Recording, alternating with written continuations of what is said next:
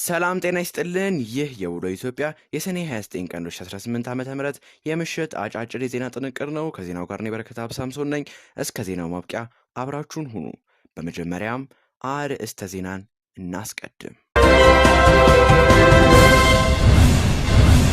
በመጀመሪያም ተመልካቾቻችን የ2018 የትምህርት ዘመን የስድስተኛ ክፍል መልቀቂያ ፈተና ውጤት ይፋ ተደርጓል። ስለዚህ ምን መለከት ይሆናል። እንዲሁም በነገው ዕለት ጠቅላይ ሚኒስትር ዶክተር አብይ አህመድ በፓርላማ ይቀርባሉ፣ ስለምን ያነሳሉ የሚለውንም ጉዳይ እንመለከታለን። ከባህር ማዶ ዘገባዎቻችን በቬኔዙዌላ በርዕደ መሬት አደጋ የሟቾች ቁጥር 3342 ደርሷል። ስለዚህም የምንመለከት ይሆናል። እንዲሁም በመጨረሻው የዜና ጥንቅራችን የሁቲ ታጣቂዎች 16 የመንግስት ወታደሮችን ገለዋል። ይህንንም የምንዳስስ ይሆናል። እስከ ዜናው ማብቂያ አብራችሁን ሁኑ።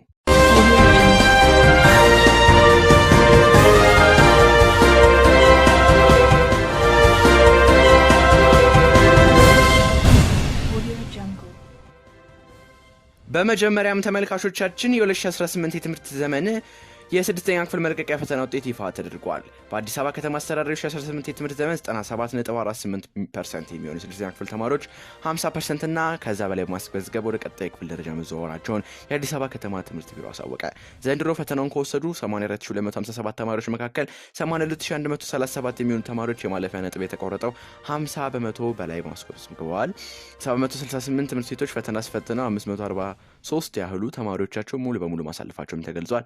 ተፈታኝ ተማሪዎች በደቡል ዜና ፕላስ በለቀቅነው ሊንክ በመጠቀም ከዛሬ ጀምሮ ውጤታቸውን ማየት እንደሚችሉም ተገልጿል።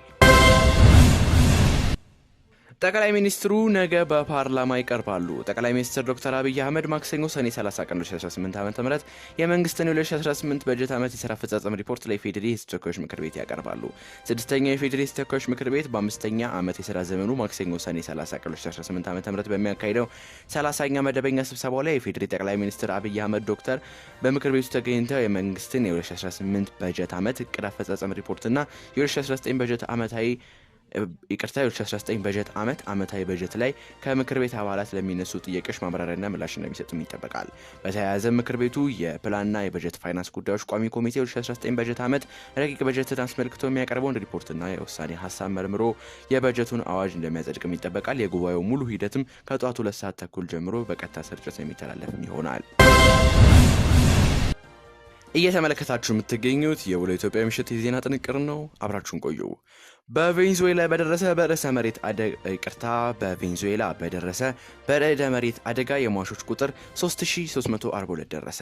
ከ16740 በላይ መጎዳታቸው የተገለጸ ሲሆን 6462 ሰዎችን ከአደጋ ማዳንም ተችሏል። 17345 ቤታቸው ፈራርሷል። 79 ጊዜያዊ መጠለያ ካምፖች ተዘጋጅተው አገልግሎት እየሰጡ እንደሚገኙ ተገልጿል። ወደ 5000 የሚጠጉ ተጎጂዎች ተፈናቃዮች የሰብአዊ እርዳታ እያገኙ እንደሚገኙም የተመላከተ ሲሆን ከ4000 በላይ የአደጋ ባለሙያዎችም ተሰማርቷል ተብሏል። የሁቲ ታጣቂዎች 16 የመንግስት ወታደሮችን ገደሉ።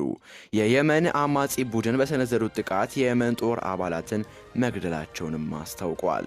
አማጺያኑ የተባሉት እነዚህ ጥቃቱን ያደረሱት በቀይ ባህር ሲጓዝ በነበረ የጭነት መርከብ ላይም እንደሆነ የተገለጸ ሲሆን መርከቡ በሁዳይዳ ወደብ ለማረፍ ሲቃረብ ጥቃቱም ደርሷል። በኢራን ይደገፋል ተብሎ የሚነገርለት ቡድኑ ጥቃቱ ስለመፈጸሙ የሰጠው ማረጋገጫም ሆነ ማስተባበያ የለም። ዘገባው የሲቢኤስ ኒውስ ነው። ተመልካቾቻችን ለዛሬ ያዘናቸው ልዩ የኢትዮጵያ የሰኔ 29 ቀን 2018 ዓ.ም የምሽት አጫጭር የዜና ጥንቅር ይህንን ይመስል ነበር። ከዜናው ጋር እኔ በረከት አብሳምሶን ነበርኩኝ። የደቦል ዜና ፕላስ የቴሌግራም ቻናልን በመቀላቀል ሰፊ ዜና ጥንቅር ያገኙ። እንዲሁም የ2018 ዓ.ም የስድስተኛ ክፍል ውጤት ማያ ሊንክንም ዛሬ በለቀቅነው ዜና ላይ ማግኘት ይችላሉ። በሌሎች ዜናዎች እስከምንገናኝ ሰላም።